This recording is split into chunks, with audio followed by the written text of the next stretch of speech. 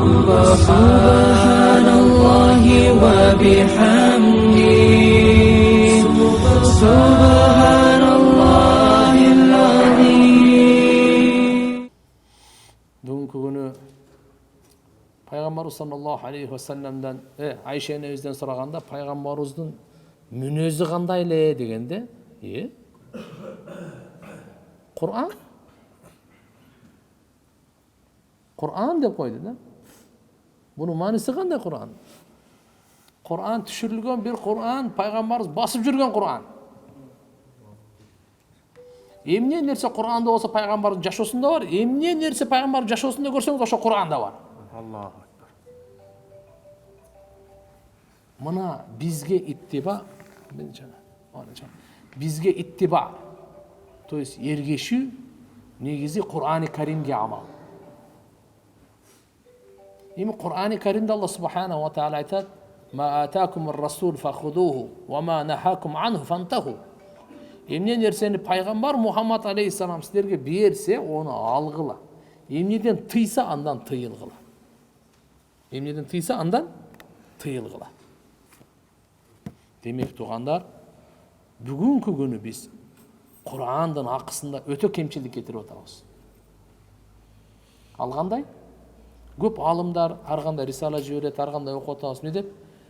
WhatsApp бар, Facebook бар, Гезит бар, Китеп бар, Акипресс жаңылык бар. Ошодон бардыгынан мурда биринчи эмнени окушубуз керек?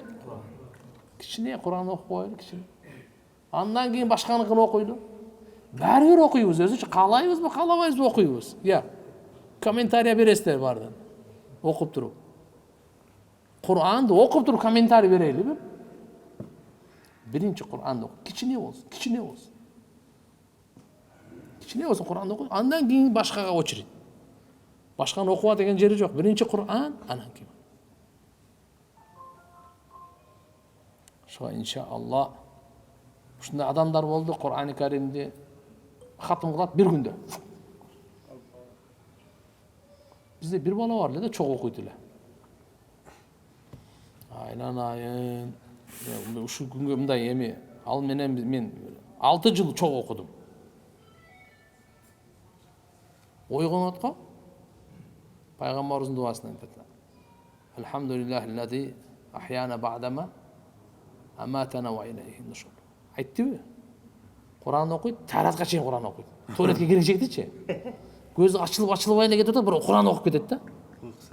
Уйкусурап эле баратат. Туалетке чейин Кур'ан окуйт. Туалетке 1 метр, 2 метр калганда токтотот дагы, дуаны окуйт, ажатканага кирип кетет. Чыгабы? Куфранака. Алхамдулиллахиллади адхаба анил ада ва афани, пайгамбарыбыз дуасын окуйт дагы. Кайра Кур'ан окуйт да тарата алган жерге чейинчи. Айерге тарата алып, бисмиллахи айтып тарата ала берет, Кур'ан окуй берет да. Ушундай адам дагы бар экен, субханалла. Тамакка барышат, ал жерде Кур'ан кайра туруп. Китепти ачканга чейин Кур'ан окуйт, китепти ачты, Кур'анды токтотот дагы, баягы. Китепти жаап бүттү, китепти ана жерге коюш керек да, ошол жерге чейин барышат Кур'ан окуйт да. Убактысын ушуга бул жөн эле бир күндө келип калбайт да. Бул адам машык кылып, аракет кылганда анан кийин машаалла Кур'ан менен дос болуп, бир аят болсун. Себеп хадистерде келет. Кур'ан окуп сурагандарга, Кур'ан окугандарга мен дуа кылып сурагандардан көбүрөөк нерсе беремин дейт. Кур'ан менен канчалык мага жакындай алат, башка нерсе менен андай жакындай албайт.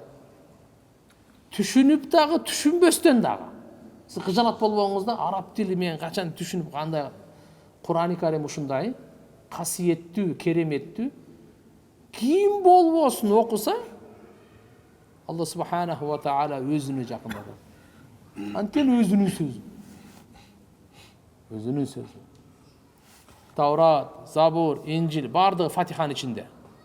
114'тün канча бир сүрөсү кетти, 113'ün не болду? Кур'ан. Таврат, Забур, Инжилдин баары бириктирип эле бир сүрөгө басып салды. Bundan ашыкча Алла Таалам 113 дагы белегин берип койду бизге. Кур'анга жашоосун курбан кылгандар эмне дейт? Имам Шафии рахимахуллах окшогондор. Аср сүрөсү эле түшсө, адамдын ийгиликке жеткенде бактылуу болушу жетиштүү эле, башка түшпөсө деле жетиштүү болот эле дейт. Асыр сүрөсү 3 аят. Аллама Ибн Каййим рахимахулла айтат: "Ияка набуду ва ияка настаин" бардык Кур'ан ушунун ичинде дейт. Бардык өкүмдөрдү ушунун ичинен чыгарсам болот дейт. Чыгара алам дейт. Кандай болбосун? Туугандар, Кур'ани Каримге кайра кызыктырып атабыз. Жүрөктөр тазалай турган ушул. Башка жүрөк тазалай турган нерсебиз жок. Түз кармай турган бизге ушул. Ошон үчүн иншалла баарыбыз аракет кылалы. Аракет кылабызбы иншалла? Иншалла. Кудайга шүгүр. Арабча окугандар машалла мына Рамазан айдачы. Арабча билбегендер деле Рамазан айтып атам го. Ушунда берекелүү ай. Куранды жөн эле окуганга аракет үйрөнүп кетесиз. Таравихке келип бир араб айтат да. Мен таң калам дейт. Биз арабча түшүнөбүз дейт да. Таравихте турупчу. Түшүнбөгөндөр кайрып турат дейт да. Чыдап дейсиз. Куран мужиза дейт. Түшүнбөгөнгө да Алла түшүндүрө берет экен дейт. Ушу эптеп эле уксаң эле болду экен да. Үн кетип табы кулакка болду. Калганы мага кой деп эле. Калган чындап эле кээби түшүнгөндүн көзүнөн жаш чыкпайт, түшүнбөгөндүн көзүнөн жаш чыгат. Кандай дедиң? Түшүнгөн дүйнөнү ойлоп отурса, бу түшүнбөгөн ахиретти ойлоп турат да. Мындай дагы бар.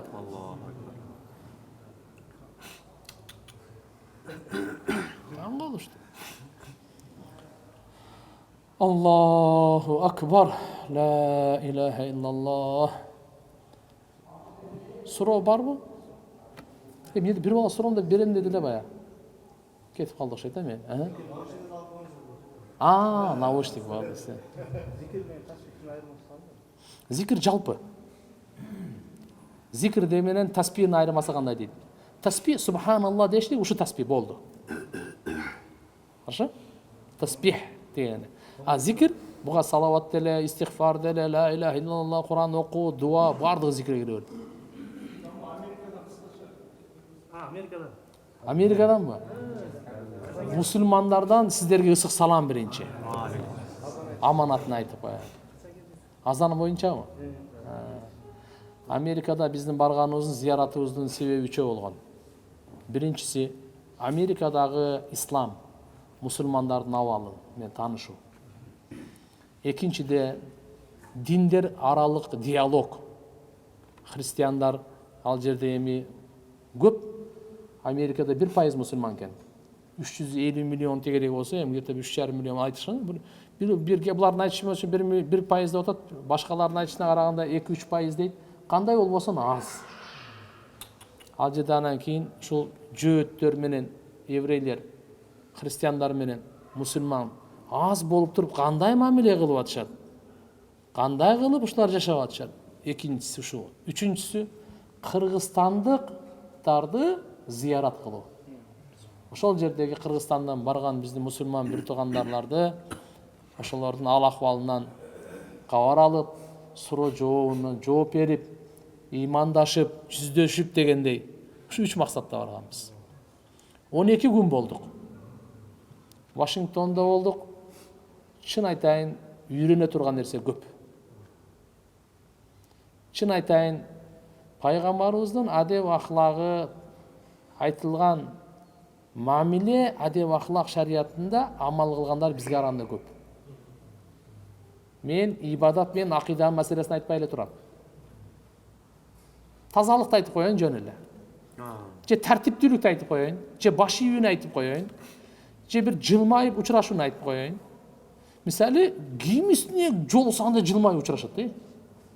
Карысы деле, жашы деле, эркеги деле, аялы деле, зорго иштеп аткан деле, министри деле, бардыгы жылмайып жүрөт. Бардыгы жылмайып жүрөт. Пайгамбар саллаллаху алейхи ва саллям мусулманга жылмайып учурашуу садака.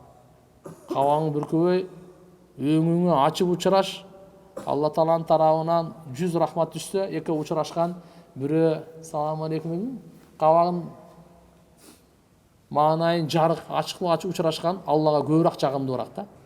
Булар конституцияга киргизип коюптур, жылмайып учурашыш керек. Садиктен баштап үйрөтөт экен ушуну. садиктерине бардык, мектептерине бардык, бардыгында үйрөтөт экен. Бизде азыр Кыргызстанда жылмап жүрөсүң бергенчи. Не болду сага? Нормально элеби? А? Эмне мындай жайыңдабы? Не күлөсүң энди? Не жылмаясың дейт да. Биздечи? Сен мындай турабы? Же өзүң карап койчу, мындай бир нерсе болуп калды. Не жылмайт? Акыры болгондо чакырып бергенбир. Биз каяка кетип калдык, тиги каяка кетип калды. Экинчисин карап туруу керек. Бизге былтыр 3 ошо Вашингтондон ошол жерге дааватка келишкен. 30 күн Өзбекстанда болуп, 10 күн Кыргызстанда болуп кетишкен. Ошолорго жолуктум. Алар американецтер. Алар туулганы ошол жакта экен, 40-50ге чыгып калгандар, туулуп чоңойгон ата бабаларынан бери. Барса бирөө Индиядан барса, бизде мына Кыпчак уруусунан барып Намангандан болуп кетет экен. Бир 7-8 аталары барыпчы. Ошолордун эмелеринен. Анан эми урдуча сүйлөйт, көбүнчө англисче болуп калган. $55,000 жыл сайын берип университетте окутуп өткөн. Аллах. Азыр бүгүнкү күндө врач экен. Мына биздеги эме бар, рак. Ошону лечить эте турган врач экен. Онколог деп коебу? Ошол бизди кичине урмат чай пай калып бар да, кайра келе атабыз. Жолдо келе атабыз. Машиналар кичине аз-маз пробка болуп калды. Бул жак жолдор деле ачык, булар деле ачык, нормально эле. Милиция эч ким жок. А жерде мосттон өткөндөн кийин эми камера деле жок.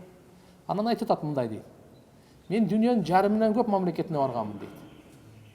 Бирок Америкадай тынч, аман, коопсуз мамлекет көргөн жокмун дейт. Эмне үчүн? Бул жакта мыйзам бар, тартип бар дейт. Мыйзам бар, тартип бар. Ар бири өзүнүн укугунан чекеге чыкпайт, рамкасынан чыкпайт. Ошондуктан булар өсүп атат деди да. Анан мындай дейт. Биз эгерде мусулмандар Алланын мыйзамын, Алла Тааланын укугунан Аллага баш ийип тартиби менен чыкпай жашай турган болсок, булардан жакшы өсөбүз, булардан бийик өсөбүз. Булардан жакшы болобуз дейт. Бирок проблема эмнеде дейт? Биз Аллага да баш ийбейбиз, бенденин чыгарган мыйзамына ham баш ийбейбиз дейт. Мусулмандар ушундайбыз дейт да. Же чындап эле келсең ушундай экен да. Адепсиз. Же Алланыкын укпайт. Же мыйзамды укпайт. Кыргызстанга келдиң, башталат да, двойной полоса урулуп атат, светофор кызыл. Мына кече 3-4 күн болду. Мен көз алдымда Донецкийден өттүм советский менен. Эме бар, народный бар. Пешеходный турат. Ушул 3-4 класстагы кызды Lexus сүздү да. Аркасында кетип атам мен. Мен көрүп турам ушунчу. Уже эмне деп кыйкырасың? Кандай кыласың? Бул эми акырын кетип бул деле өтө катты келген жок. 40-50 тага келген да. Бирок пешеходный көргөндө адам токтотуш керек да, кичине. Балакет болуп баратсаңдар, эч ким жок болсо да кичине бир тормоздан путту тартып, газдан путту тартып алып, кичине мында бошо карап туруш керек да. Анан мен тиги жиним келип уруштум анан. Анан эме ачкычем көзү көрбөй калды дейм. Өзү жүгүрсөң башың иштейби, пешеход деген көрүнүп турбайбы? Жүгүрүп өтөбү, жөрмөлөп өтөбү, какая разница бар? Ооба. Пешеход да, окуучу бечара аны кишилер топтолуп кетти да, көтөрбө деп турду да. Бирок ошо билбедим, ошо өтүп кеттиби же тирүүбү? Себеп аргасы машинадан нары бери өткөн көтөрүү келип калды да. Мына биздики туугандар, капа болбогула, биз мусулман өзүбүзгө өзүбүздө ыйлайлычы. Башкаларга биз өзү динибизди карманбайбыз дагы.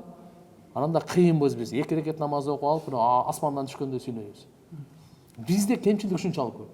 Мейли ал сиздин намазыңыз, орозоңуз, ибадат бардыгы Алла менен болгон мамиле. Ошону бир дүйнөгө ортосуна тыгып алып эле бир жаманатты кылбайлы динде. Буга бир тартип керек да. Ушуну кимдер кылат? Сиз биз кылабыз. Мына основной жаштар экенбиз. Асмаз айтайлы, дейли, кичине акыл эс менен. Ошо Америкада ошо тартипти көрүп келдик да мындайчы. Андай жок бир. Анда таң калып. Анан мен аларда айта берсем көп сөз, бирок 3 нерсени таасирленип келген нерсем. Биринчи, мектептеги окуучуларга ушундай сабак бар экен, кайрымдуулук кылган жолдорун үйрөтүү сабагы бар экен. Биздеги эме жокту, аларда немен айтайын, башкалардан анча айырмасы жок. Ошол жерде кайрымдуулук кылыштыктын жолун үйрөтөт экен да. Биз мусапыр болуп бардык, бизге командировочный берди, мынага тамактанасыңар деп. жана кайрымдуулук кыласыңар деп дагы тыйын берди. Силердин ошол гостиницаңардагы ошол нарда тазалагандарга, машинеге, автобуска жүгүңөр ташыгандарга, алардын айлыктары да азыраак, бирок ошолорго кайрымдуулук кыла деп өзүнчө тыйын берип атат да. Бизде пайгамбарыбыз буну үйрөткөн, бирок бизде амалыбызда жок экен да, биз балдарыбызга аны үйрөтпөйт экенбиз да. Экинчиси, Кудай үчүн кызмат кылуу, акча албастан турупчу. Волонтер болобу, аэропортко туруп алып, буягы Москва, бул Ташкент, бул балыкчы деп тура бересиңби, жол көрсөтүпчү. Же бирөөнүн жүгүн тазалайсыңбы, же жүгүн көтөрүшүп коесуңбу, же бир жерге түшө калып, бир жерде мечит же чиркөө же бир нерсе салынып атса өзүнчө барып иштеп бересиңби, же жөн эле имарат салынып атат, ошого бир 1,5 саат иштеп анан кетесиңби, айлыгы жок, акчасы жок. Ушундай бар экен, ушулар сабак үйрөтөт экен. Кудай үчүн кызмат кылуунун жолдорун үйрөтө турган сабак бар экен. Мына караңыз. Биз азыр кетип атып, бир сесик киши мусор көтөрөт, жолдо түшүп калган аз-маз бир кирпич ташты эми албайбыз. Ошондой кээ бирлери бар экен, мына жолдон тиги жолго чейин, мисалы поворотко чейин, мен айтайын. Московский Моссоветтен центральный мечитке чейин ошо жерде канча кагаз болсо ошолордун баарын алып таштайынчы деп кеттиңиз, баштадыңыз да. Тик. Бир саатта жеттиңиз, бирок баардыгын тазалап койдуңуз Кудай үчүн. Бирөө мактасын, бирөө добуш берсин, бирөө дагы акипресске сиздин сүрөтүңүздү тартып чыгарсын, максат эмес да. Пиар жок. Мынандай нерселерди жаш балдардан үйрөтөт. Карадык, ничего себе деп. Анан ал жерде бузулам дегенге дагы жолго чыгып экен, оңолом дегенге дагы жолго чыгып экен. Сен сакалың бул жерде киндигиңе түшүп калган бирөө карабайт. Чачтын түрлөрү бар экен.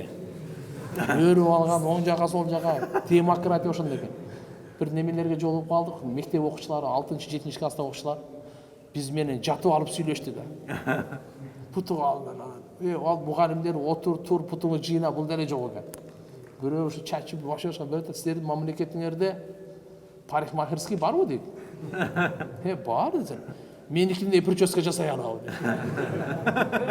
Жаман кызык суроолор эми. Кандай болбосун, в общем, жемиштүү болду, пикир кылдык, дуа кылдык.